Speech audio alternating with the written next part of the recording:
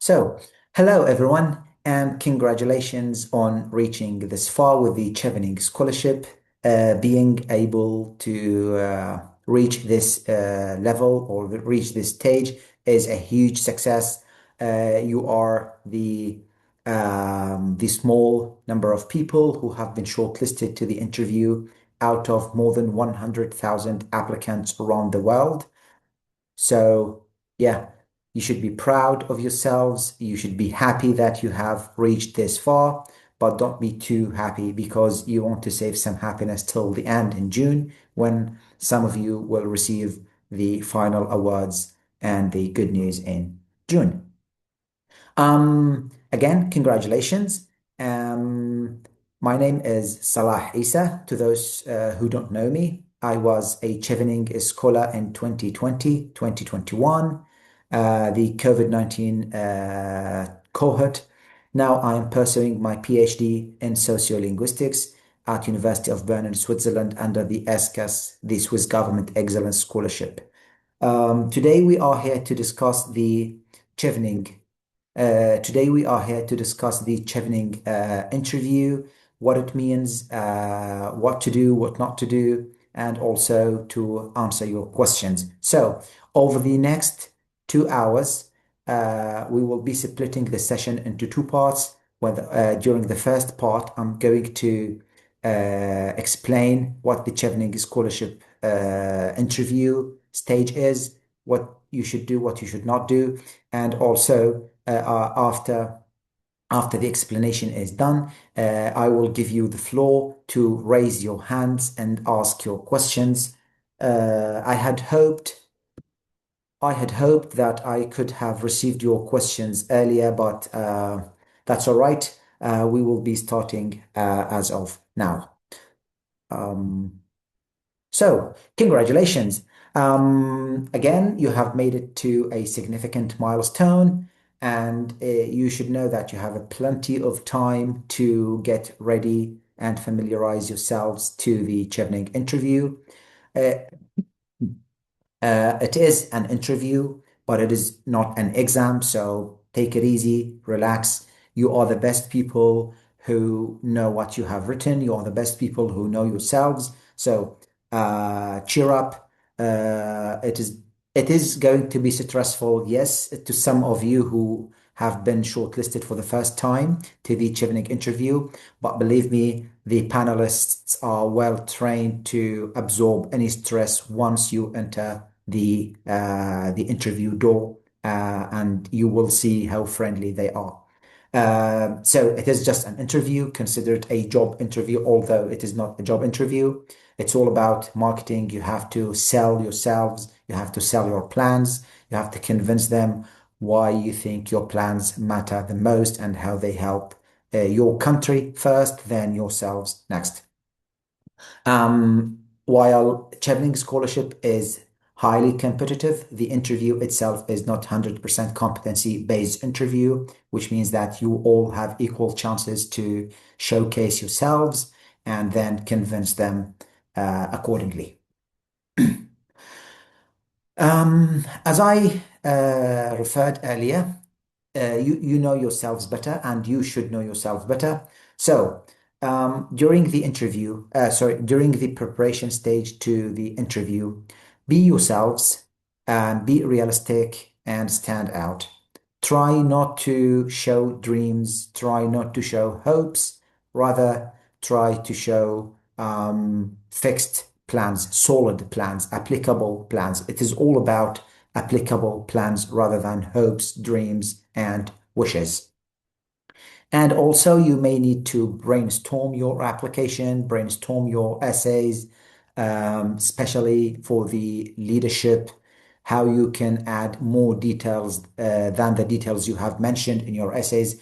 Particularly, you know that the Chevening essay as of the past year and this year is only 300 words, which stands for very few details. You must have more details, more important details that you haven't been able to mention. You should practice, you should train yourselves on how to add all these important yet relevant details into your explanation during attending your interview. So expect questions, and I will be sharing a document of expected questions later after this session. So you should prepare, and you should also prepare for all the relevant questions, all the follow-up questions.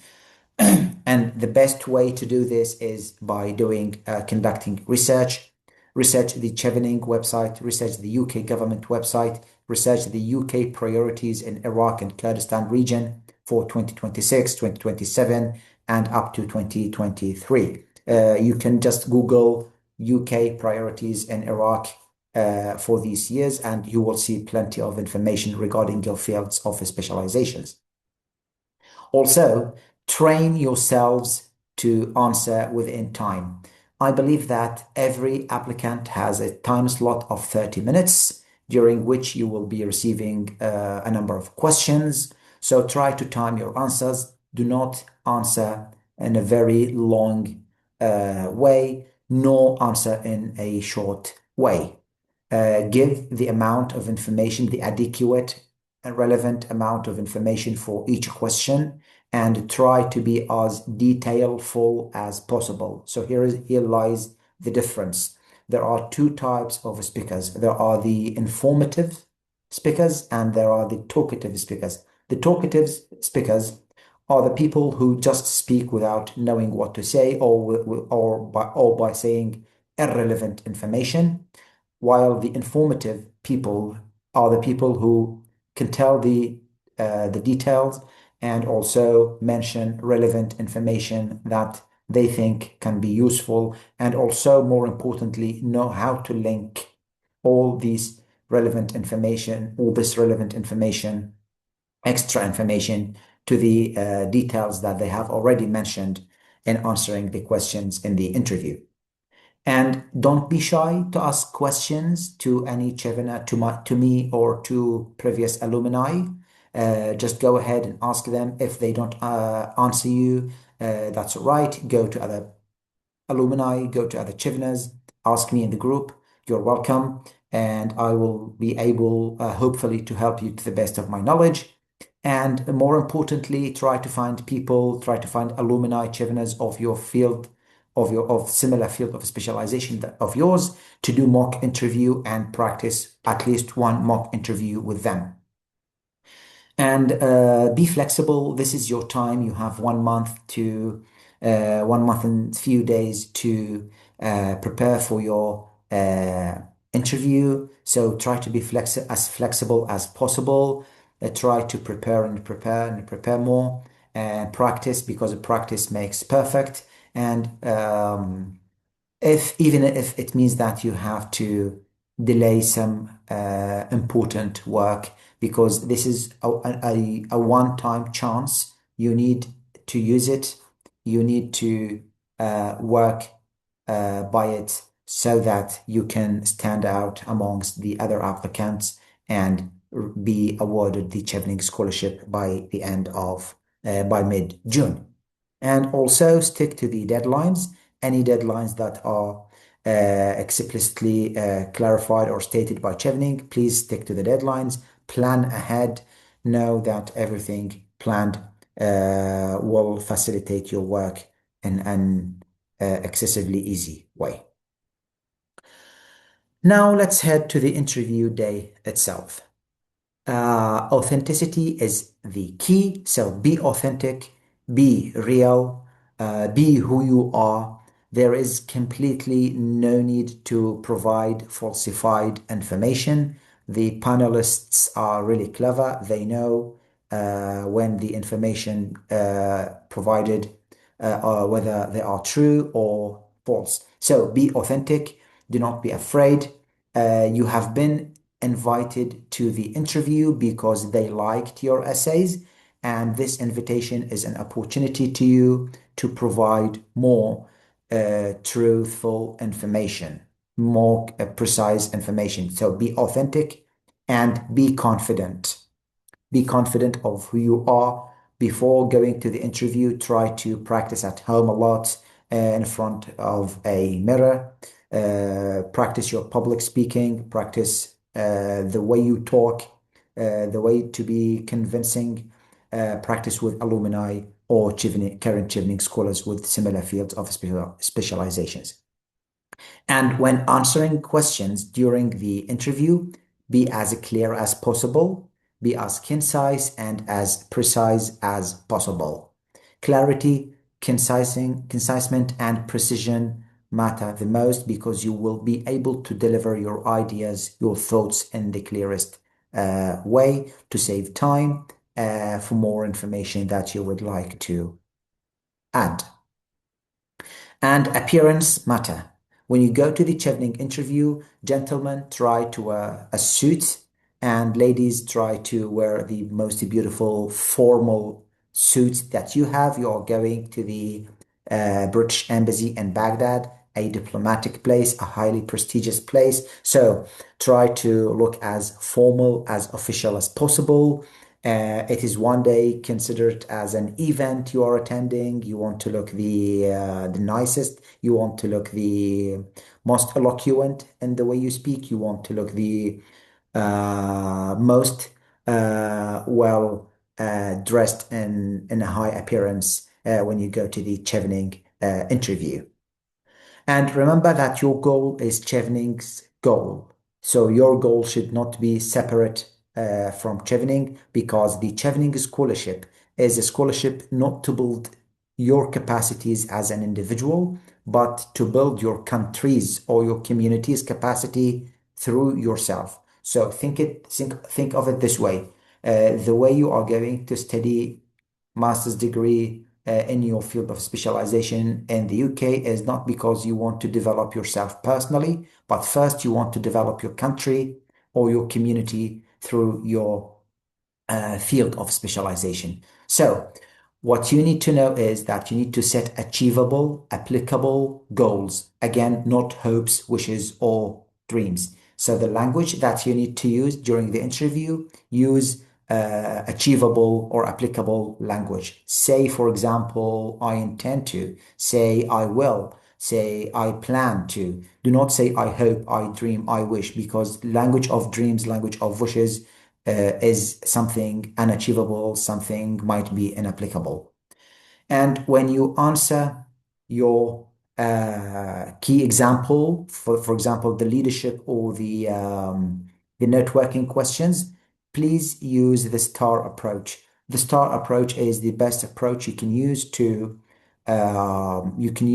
express yourselves in the most concise, most precise, and the clearest way.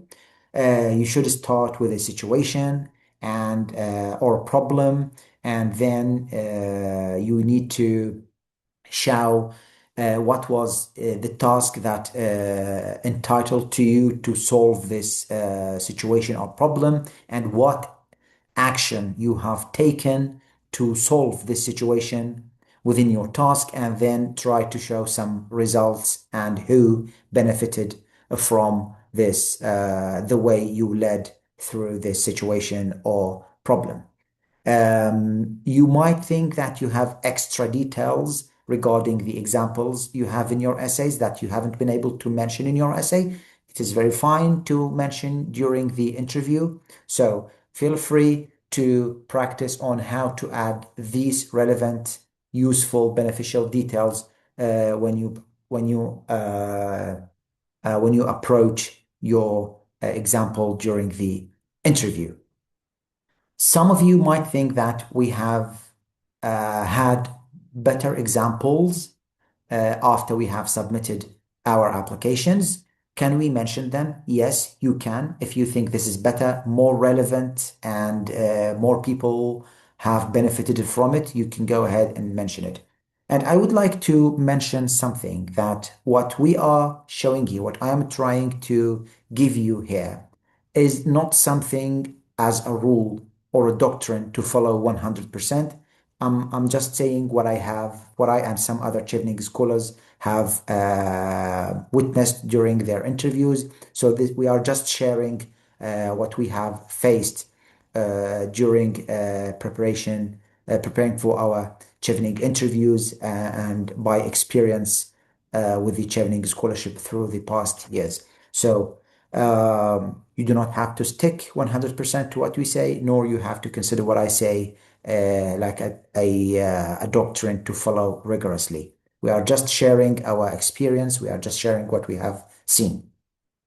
And finally, when you leave the interview, by the end of your interview, try to leave an impression, the way you talk, the way you dress, the way you address their questions, and always try to expect follow-up questions to the questions that they ask you. You need to prepare for those questions at home with someone or with yourselves. You need to research. You need to go well prepared so that you can leave answer.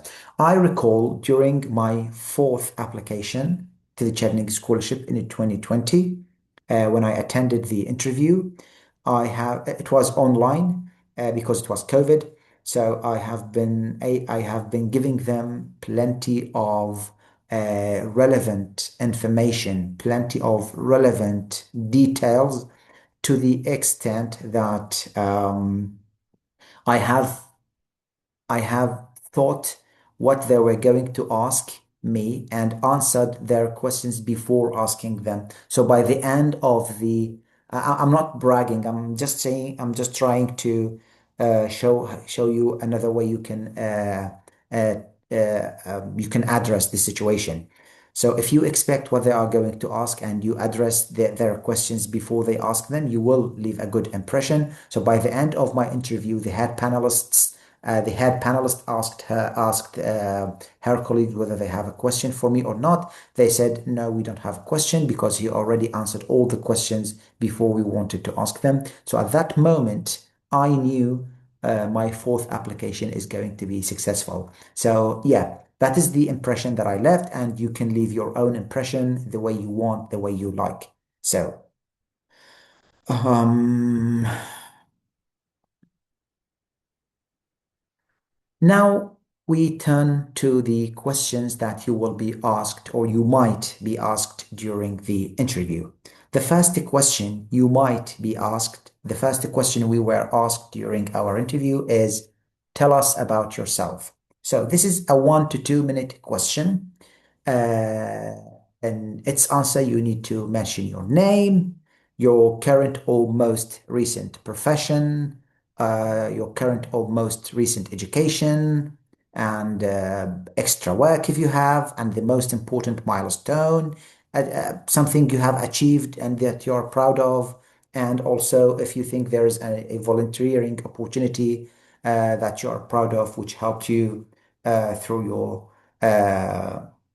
which through which you helped some kind of community, some kind of people. You can also mention it. Train to answer this question between 1 to 2 minutes. This is going to be the very first question you might face in the Chevening interview. Despite the fact that some of the current Cheveners reported that they haven't received this question last year, I urge you to practice this question. So tell me about yourself is the easiest question, is the first to break the ice, to absorb your stress and to get you to familiarize yourselves to the Chevening interview atmosphere. Then the one of the most important questions you might be asked is, why have you selected the Chevening Scholarship? Why are you applying for the Chevening Scholarship? Certainly, there are like tens of scholarship around the world. So what makes Chevening stands as a scholarship? You need to research for this question. You need to prepare an answer.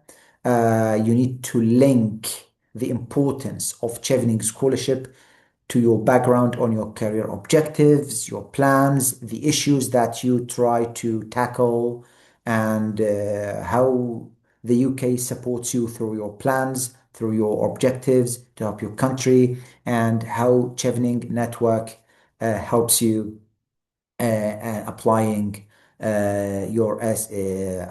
your plans in the future.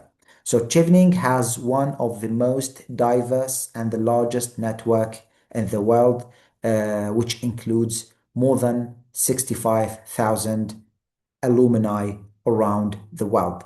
So by joining the Chevening Scholarship, you will already be added to that network. You will be one of the active members of that network. You can make use of their experience in addressing issues, global issues, addressing local issues, community issues, and so on. You can exchange topics, you can share your experience, you can listen from them, and you can learn everything that is available. So make sure to prepare a good answer and convincing answer that shows Chevening as a standout scholarship rather than the other scholarships around the world. So because Chevening is not just about financial aid. Yes, Chevening provides a full financial aid, fully funded scholarship, but Chevening is way beyond the fully funded scholarship that helps you do a master's degree in the UK. As per your essays, the thematic areas of your essays, you should expect four main questions and some follow-up questions. So in the leadership section, they will ask you a one or a couple of questions about leadership, what leadership means to you, and give an example. This is your choice, whether you want to give an example that you have stated in your essay, or maybe you would like to give a more influencing, more recent, more relevant example that's of something happened to you after submitting your application. And you need to expect to one or two follow-up questions per essay. So for example, you will receive one question for the leadership. You need to expect an unexpected question as a follow-up question, which gives which to answer, you need to give more explanation and more clarification about what you have already talked. So follow-up questions are meant to for you to give more explanation, more clarification about what you have just said about your what you have just mentioned in your examples. So make sure that the follow-up questions are tackled in a good way, in a clever way, in which you can give more details. And in the networking or the influence questions, you will showcase how networking, how communication, how professional relationships with stakeholders, with people, with community have helped you apply your goals. So make sure to mention one example that stands out and be as detailful as possible. It is really good to mention numbers, to mention percentages in leadership and networking questions, especially when you showcase results, because these numbers, these percentages will verify your answers, will give more verification and makes your answers look more reliable. Always be authentic about the numbers.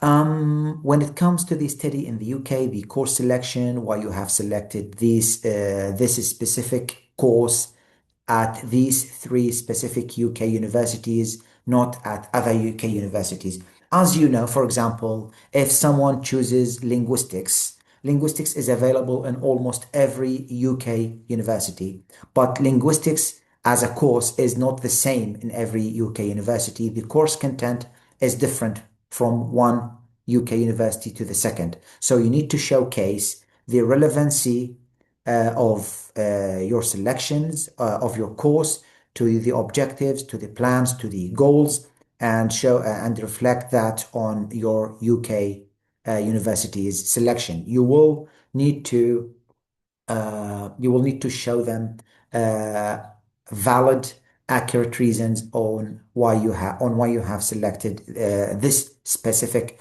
course at these three UK universities, not other universities. You can talk about the course content, how the modules, how the classes in these courses will help you build on your academic knowledge, build on your work experience. How can these modules, how and what you can learn from these modules that you can apply when you come back to your country. And as you know, the study in the UK question this year involves the short term plan, a plan on which you need to apply immediately after going back to your country. So this means that you need to link what you study in the UK directly to what you are going to apply in your country when you immediately come back home, and also how these courses are impactful and etc. with any relevant available information. So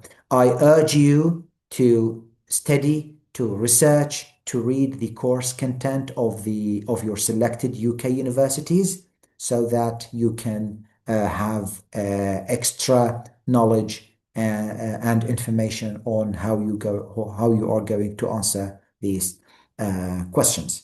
In the last essay, the career plans, you will discuss the midterm and the long-term career plans, during which you will be able to showcase yourselves, to showcase how your plans are going to be applied gradually from the short term to the midterm to finally the long term. And you need to expect a how question, a follow-up question on how you will apply your plans. In this case, you need to prepare, you need to think clearly, you need to show what exactly specific steps you are going to take to apply your plans. What areas or what institutions or what organizations or which people you are going to collaborate with in order to apply your short-term goals, mid-term goals, and long-term goals. One of the most important question, a follow-up question you might receive is, if you haven't been able to, for example, apply your short-term plan, what will you do? In this case, you won't be saying, oh, I will jump to the mid-term plan or the long-term plan, because your plan, this is going to be a wrong answer. Why? Because your plans are supposed to be a basis to the next plan. So the short-term plan is supposed to be a basis to the midterm plans, and the midterm plan is supposed to be a basis to the long-term plan. So the best way to tackle such a question is to prepare a plan B and a plan C on how to apply each of the plans. So you have already mentioned plan A on how to apply your short-term plan, but you need to think of a plan B, an alternative way to apply your short term, and plan C, another alternative way in case plan B hasn't been successful to address your or to apply your short term. Similar thing to do is to prepare plan B and plan C to apply your mid-term before moving to the long term, because you cannot jump among the plans unless you have applied the first plan. So think of different ways, write different ways, ask people on how you can apply different plans. Ask people of experience, ask past Cheveners, current Cheveners.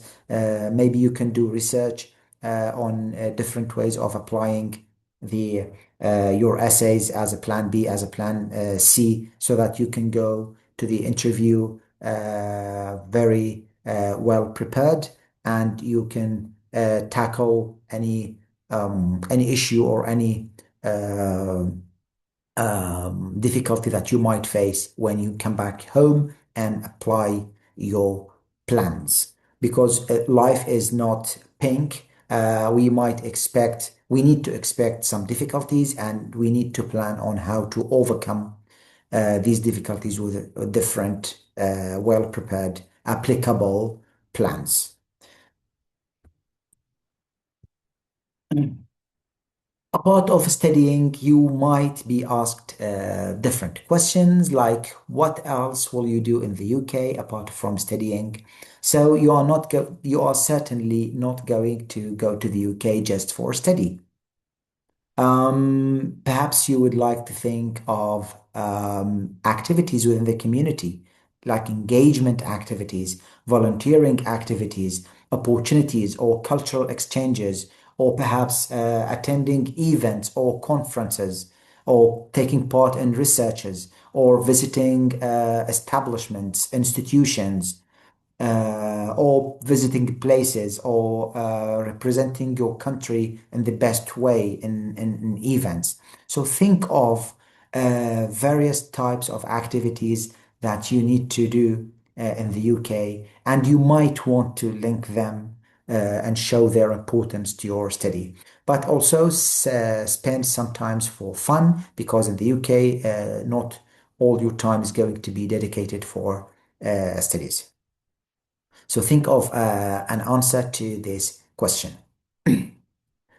And one of the other questions you might receive is, how will you contribute to what is the UK doing in your country? So this is a very important question you need to prepare, which you need to prepare for. And this question addresses how the UK plans match your goals, match your objectives with what you want to do to your country, to your community after you come back. So try to find a link, try to find a way that you can contribute to what the UK is doing in your country. For example, perhaps you want to propose some solutions to some current issues and help the UK in applying them in Iraq. Try to find various ways following your various fields of specialization to what you are doing to your country. So these are some kind of marketing questions. You need to showcase yourselves in the best way. You need to showcase yourself in a way that you want to say that I am the best and I deserve this scholarship because I'm going to do one, two, three, four to benefit my country. I'm going to do one, two, three, four to benefit my community. So this is the way through which when they see you, they know that you are well prepared and you really deserve the Chevening Scholarship, which answers the next question on why should Chevening choose you. Try to stand out, try to show the meaning of what you are doing, why you think it's important, how it's going to change people's life from your perspective. All of these questions you are going to be asked, and you might be receiving one or more two questions according to what they want to ask you in the end.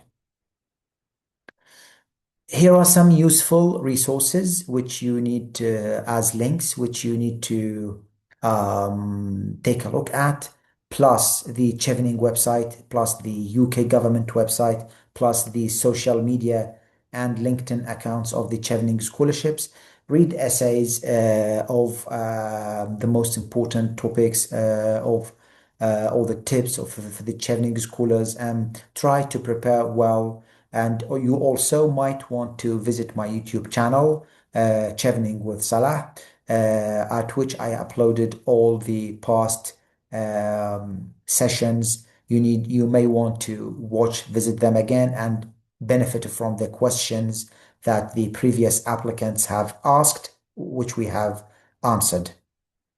So make sure that you go well prepared. You need between 10 to 7 to 10 days of preparation, like dedicate 3, 4 hours a day to prepare for your essay. Whenever you feel you are tired, just stop, give yourself some rest, and then go back to prepare. Do not stress yourself, and then uh, you will be able to master the Chevening interview and tackle it very successfully. So, I have so far been able to cover, hopefully, almost all the sides of the Chevening interview, focusing on the four questions and the follow-up questions. Again, it's going to be a 30-minute or perhaps less interview. You need to focus on your essays. You need to focus on the extra questions that we have here addressed. And you might also want to share one of your one or two questions here so that we can answer them directly to you. So I'm going to give you the floor over the next 45 minutes. I'm going to give you the floor until 4 p.m. to take your questions. So please feel free to raise your hands and I will be selecting one by one to answer your questions. Please make sure that your questions are um, your questions are going to be said, are going to be pronounced, not written. So yes, the duration of the interview according to these time slots in the Chevening application will be 30 minutes. I think they will be less than 30 minutes. So the focus will be on um, on the focus will be on the four essays.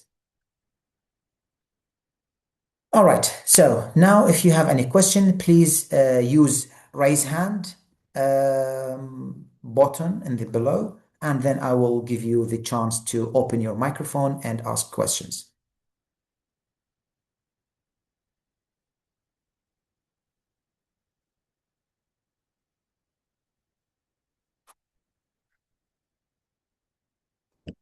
Hello, Salah. How are you? Hi, Tiroj. Yes, 1 minute, please. There's someone who has raised her hand before you. I will give Okay. you the floor next. Yeah, thank you. Okay. Zahra, yes, please, Zahra, go ahead. Hello, Salah. Good Hello. afternoon. Good afternoon. And hello, everyone.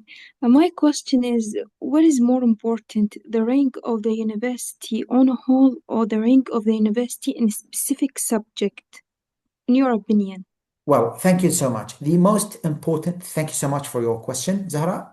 The most important and the judging factor for you to choose is not the location of the university and is certainly not the ranking of the university itself. The most important and the first and foremost factor on which you need to base your selection is the relevancy of the course content to your objectives.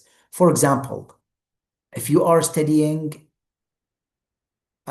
any field of specialization that is available, for example, at University of Oxford. University of Oxford is ranked like first or second in the world, but the course that you are studying at the University of Oxford, the contents, the modules are not beneficial to your objectives, are not beneficial to your plans. Then what good would that be if you are studying at the University of Oxford? You will not be able to have any knowledge. So the judging factor is not the location and is certainly not the ranking. The first and the foremost important factor is the course content.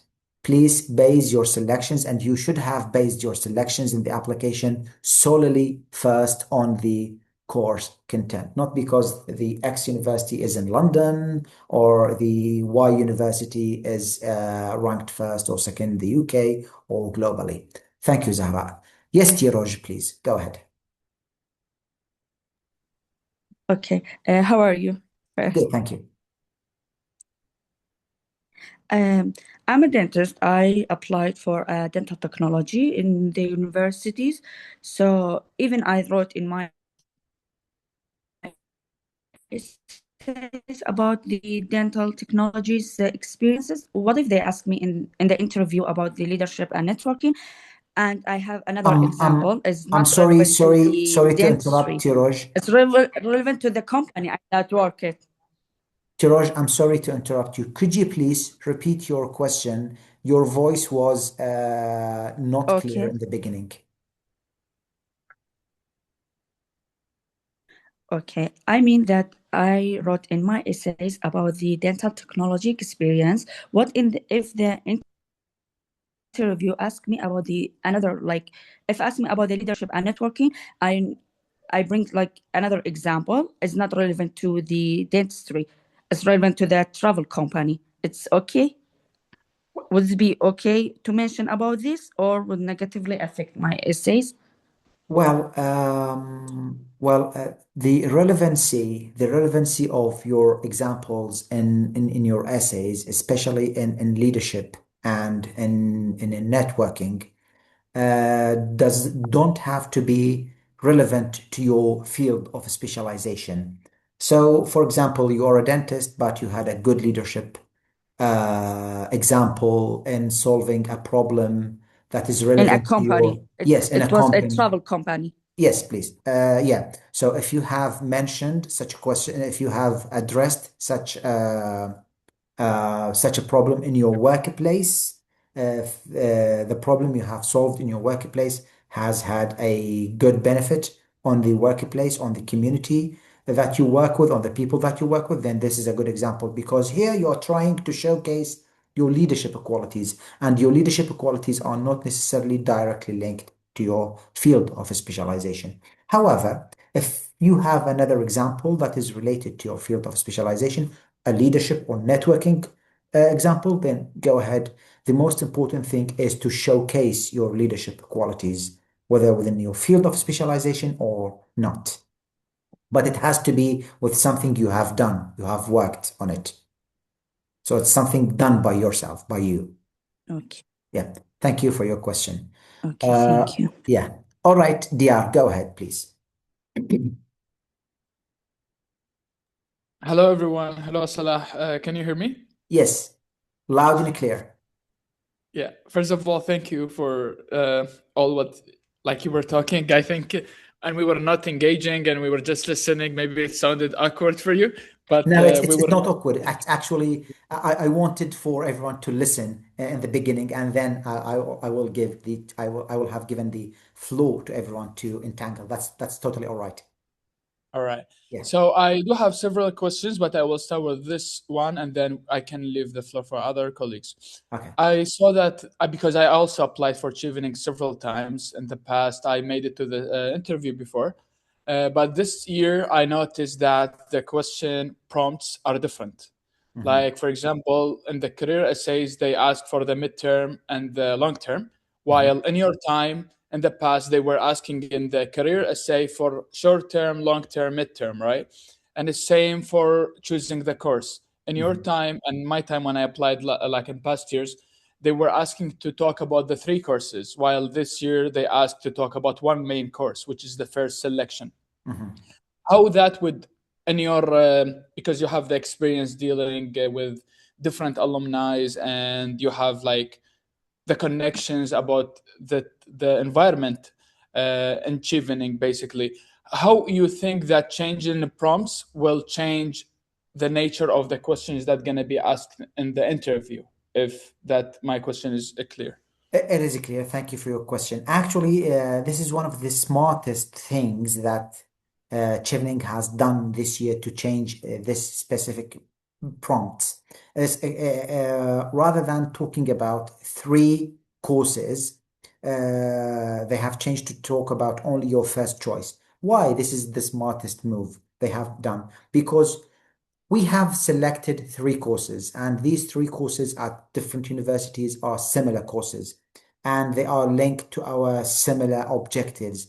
So it is only redundant, it is only frequent, it is only repeatable uselessly. If I talk about my first course, how it is important, and if I talk independently about my second course, how it is important, and if I independently talk about how my third course is independently important, while in fact they are not independent because because the courses that we have selected, similar courses, yes, different universities, but similar courses that are related directly to our goals. So, talking about only the first choice means that you are indirectly also explaining your second and your third choice, because whether you have studied in your first choice university or second or third choice university, it is still the same. You have based your selection following the course content and your objectives, which are supposed to be the same. So it is not going to change a lot. Changing the prompts is not going to change a lot in the interview. Only they wanted to make it shorter and more summarized for you to talk about your first choice, and through talking about your first choice, you indirectly have told them about your second and your third choice, because the courses are supposed to be similar. So yeah, thank you so much, dear. I hope my answer has been adequate to your question. Yes, Amir, go ahead, please. Hello, Salah. Hello, everyone. Hello. And thank you for your effort and for this presentation. I want to ask about the recommendation letter. Does the strength of a recommendation letter may increase the chances of acceptance? Does what of the reference Does letter? the strength of the recommendation letter increase the chances of acceptance? I'm sorry, but what do you mean by the strength? Strength. Oh, Strength what of strength. Yes. reference. Yeah. Okay. So, first, thank you for your question, Amir. So, first of all, with Chevening and in the UK system, it is not a recommendation letter. It is a reference letter. So, you need to keep the wording as exactly as they are mentioned in the Chevening website. And a reference is something a little bit more broader, wider than the recommendation. While recommendation is straight to the point, reference is a person who can be reached out with while investigating about your qualities. Okay, so of course, the strength of reference letter have some sort of impact on the decision, but not to a very big extent. The biggest extent is how you sell yourselves during the interview, how you showcase your objectives, your plans, and we need to know that the term strength is something flexible, is something stretch. The strength of the reference letter depends on who writes the reference letters for you. Are the people who write the reference letter for you within the category that is mentioned by the Chevening scholarships? For example, are they your university professors, your supervisors, or managers at work, someone who is religiously connected to you, or are they family members or friends? Because if a family member or friend writes a reference letter for you, then this is not going to be strong. The strength, the term strong is reflected by the content of the essay, of the reference letter, regardless of who wrote it, whether you're a university professor, whether you're supervisor, whether you're your manager at work or a colleague, but it should follow the guidelines. It should reflect your soft skills. It should reflect your leadership qualities, your networking qualities. It should reflect why is it important for you to study in the UK, and will you be able to conduct these studies in the UK. So these are the factors that have been mentioned on the Chevening's website in the reference sections are the factors that determine the strength of your reference letter. And you need this is something for you. If you have applied through the embassy in Baghdad, this is for everyone. If you have applied through the embassy in Baghdad, you need to know that you should address the reference letter to the British embassy in Baghdad or British embassy in Iraq. However, if you have applied through Erbil, through the general consulate, you need to address the reference letter to the British General Consulate or the British Consulate General in Erbil. You need to be very careful and specific about the namings and the addresses of the reference letter. Thank you so much, Amir, for your questions. Yes, Osama. Hi, Mr. Salah. Thank you very much for your help. Hello, thank you. My question is, I applied to the three choices I put in the Chevening. I received 2 offers from the second and third. At my first choice, I received a rejection. My question is, during the interview, do I talk and inform them that I received a rejection, or just say I'm in the process of applying? Well, first of all, I don't think you will be asked about the universities you have applied for. And if you have, then you can be honest. Always be honest. Always be authentic. It's okay to say that you have been rejected through your first choice.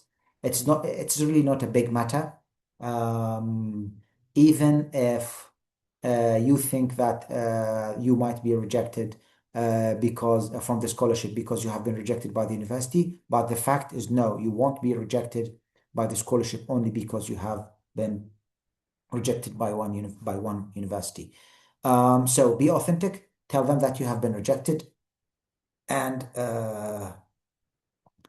also you can add that you have received offers from your second and third choices, and this is for everyone. If you are asked about whether you want to change your courses, if you have selected your courses based on 100% convincing, or if you are 100% convinced that your selections reflect your objectives, reflect your plans, and that the course content of those universities are exactly what you want to study in the UK, then just tell the panelists that you are very satisfied with your selections and you have no intention of changing your courses. If you want to change one or two universities for some reasons, some of universities you have applied might have changed the course content. In this case, it is not your fault because the new course content of that university after the change is no longer match with your objectives. In this case, you have a good justification for you to change a university. And another case is that sometimes universities cancel the courses after you have applied, after you have submitted your Chevening application. In this case, you also have a good justification. You can tell the panelists you want to change this university with this university because the first university has cancelled the application for the course for this year, and I have received an email. You also might want to print the email and take it with you as a proof. You don't need a proof, but just in any case, you can have a proof with you that solidify your position. Otherwise, I urge you to stick to your courses. Do not select universities only because they are in big cities like London or because they are ranked first, second, or third in the UK or in the world. Base your selections solely on the course content and how good it is with your how much it fits your goals and your plans and also your objectives. Thank you very much.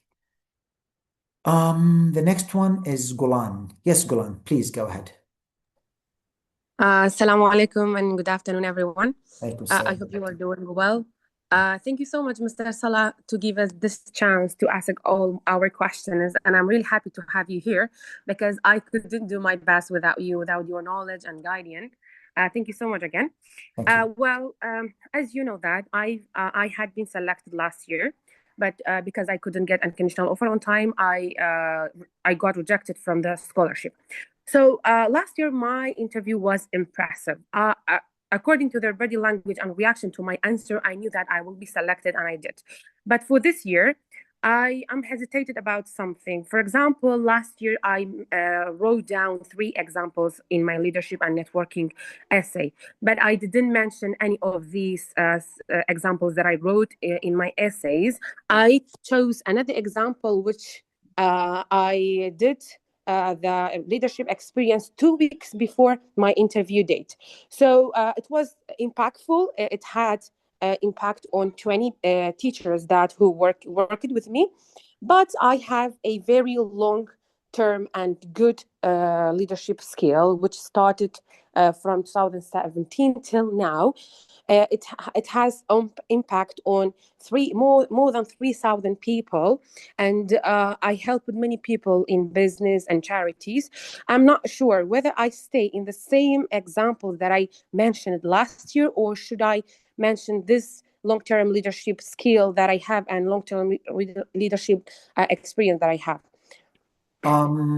Thank you for your question, and you are a good case. You are a good case to those who applied this year. You're a good example that you can still mention examples outside of what you have mentioned in your essay, and you can get selected. So the notion, the idea behind mentioning leadership, and I'm talking about leadership and networking or influence essays, is not its direct relevancy to your field of specialization, relevance to your field of specializations, but rather to showcase your leadership qualities, your networking, problem solving, influencing qualities. So whether the example was from the essay or from outside the essay, it doesn't matter actually. What matters the most is its impact, is its influence, is its recency, how recent it is, and also its relevancy. I do not urge you to mention an example that took place like 10 years ago. Why? 10 years ago and up to the moment you had nothing to do with leadership? That's impossible. You should think of recent and relevant examples. So whether you go with the example you have stated last year, whether you want to state it again this year, or whether to state a different example within the essay or from outside the essay, it's totally up to you. The most important thing to think is how recent and how relevant, how impactful it was, and how useful it was to your community and to the rest of the people. So go for it if you want to. Go for another example if you want to. Just make sure that you reflect your leadership qualities in its best way. And thank you. I got it. Thank you so much. You're welcome. Any other question?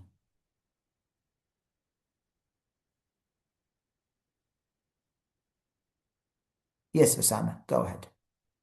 Thank you so much for your answer. Probably I'll mention the two choices I received offer from, because one of them, Liverpool, gave me a scholarship for discount around 7,000 for my excellence academic history. My question here is the referee, will they contact them on their emails, and when they will contact them, before the interview or after? Are Thank you you. talking about Chevening referees or university referees? No, sorry, a Chevening referee. Okay. Most probably, Chevening Scholarship doesn't contact the referees, but if they do, they might do at the time they think is suitable, whether before or after. So you need to inform your referees that they should expect to be contacted by Chevening from the moment you uploaded your reference letter until mid-June, when the results are advertised, when the results are given. So you should tell them this, but in 99%, I haven't seen any referee that was contacted by Chevening to ask about the applicant. But just in case, they need their contact details so that they can contact them the time between you uploaded your reference letters to the announcement of the final awards in mid or after mid-June. And as for your question regarding the scholarship you received from the Liverpool, you can actually turn this into your benefit. For example, you said that because I am excellent, and it's okay to say because I'm excellent, you're selling your qualities. Because I am excellent in XYZ, the University of Liverpool decided to grant me a side scholarship, another scholarship, which is a deduction of 7,000 UK pounds. under the Liverpool Excellence Scholarship, make sure to mention the word excellence, because you showcase yourself to them, and you show them that because you have excellence in one side, in this specific side, so University of Liverpool has decided to grant you this scholarship, which is something that is not granted to many applicants. So you can turn the tides to your favor, and you can tell them this answer if you wish. Thank you, Osama. Yes, Golan. I've been selected for two different scholarships. One of them is from University of Bristol. It's fully funded scholarship, but not without living costs, just for studying the course, and partially a scholarship, about £7,000 in Manchester Metropolitan University. Is that okay if I mention these achievements? And I want to tell them that I got this scholarship, but I still want to study through Chevening, because the networking and the leadership skill that I will gain through this scholarship will help me with my long-term plan. Is that okay if I mention these two achievements? Yes, yes. As I said earlier, Chevening is not just a monetary, is not just a financially supporting a scholarship. Chevening is way more than that. So even if you have partial funding from other bodies, from other universities, make sure that you still need Chevening Scholarship because of the network, because of the impact it has around the world. Make no mistake that many Chevening alumni are now presidents, prime ministers, and ministers in different countries. Only this year, 3 Chevening alumni from the 90s and early 2000s have been selected as ministers in Egypt. So this is something very important. A prime minister of a country is also a Chevening scholar.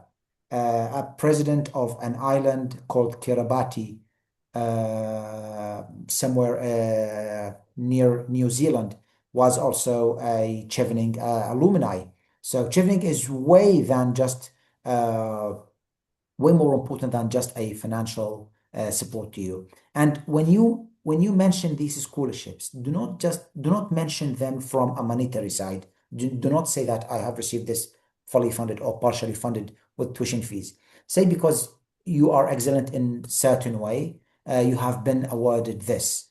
But this is not going to be in isolation from Chevening. So because this is going to be just a tuition fee deduction. And a tuition fee deduction actually is really good because Chevening won't have to pay a lot of money, won't have to pay all the tuition fees to the university itself. So in one part, you are going to use this, you are going to structure the answer to your benefit to show you have been given this because you are excellent in one way. Imagine like thousands of people apply to that university, but only you and a couple of 10, maybe 15, maybe 20 people have received this scholarship, which makes you really excellent in a certain way. So make sure to reflect the excellency of this scholarship in your favor. Still, you need Chevening. Yes, thank you. I got it. Yeah. Is that okay if I change one of my courses to these courses that I got fully funded scholarship? Well, for what reason? Well, the only reason is that because I don't want Chevening to pay more money, and instead of paying more money for my studying, made an extra seat for Kurdistan region. Well, you don't have to worry about money. If Chevening funds you, it will fully fund you. It will give you a lot of money. So do not change university only based on this, only based on money, because Chevening is going to fully fund you. If there is a need to change one of your courses, make sure that there is a really strong justification in your hands that drives you to change your course. Like, for example, course cancellation by the university, or for example, modules change in that course at the university, but do not change courses because you have been rejected or because you have Last received. year, Yeah. Last year, I changed my second course because they canceled my course. And this year, my first and main university, they changed the title of the course. But I'm not going to plan, I'm not planning to change the course because the content is the same, just they changed the title. It doesn't affect my plans and objectives. Well, changing the title without changing the course content should not be a problem. And I want to draw your attention to something very important. First choice university doesn't necessarily means main university, doesn't put it in a better place than the second and the third. This is just an order of universities, not order according to importance, not order according to ranking, not order according to, you should have ordered your universities randomly. So the first, it's just the first because you put it, not because of any reason. So it should not be main, meaning that if you study at your second or third choice, you should feel from the inside as important as studying at your first selection. When I applied for Chevening Scholarship, I selected University of Lancaster as my first choice, University of Liverpool as my second choice, and Queen Mary University of London as my third choice. While Queen Mary University of London was in London and was the highest in ranking than Lancaster and Liverpool. I just put it third only because I wanted to put third, not because of anything else. Actually, its course was way better than the other courses. And then eventually I selected Queen Mary University of London because when I wanted to do my master's, because they had a module called directed study. Directed study means that if you want to study a topic, if you want to study a material that is not if you want to study a subject within your field of specialization that is neither available in the compulsory modules, not available also in the optional modules. If there's a professor with that field of specialization, you can still study that. So I remember that I wanted to study dialectology, the science of dialect. As a module, it was not available within the compulsory modules, and it was not available also in the optional modules. But I did want to study it because it's really relevant to the sociolinguistics course that I wanted to do. So I selected Queen Mary because they had that directed study module, and they have a professor in dialectology. And then I talked to that professor, and then she taught me, and I was the only student in that class. So this is why Queen Mary was important for me, yet it was third in the selection. So it's totally fine whether you choose the first, second, and third. It doesn't have to affect the your university selection in the end. Thank you. Any other question?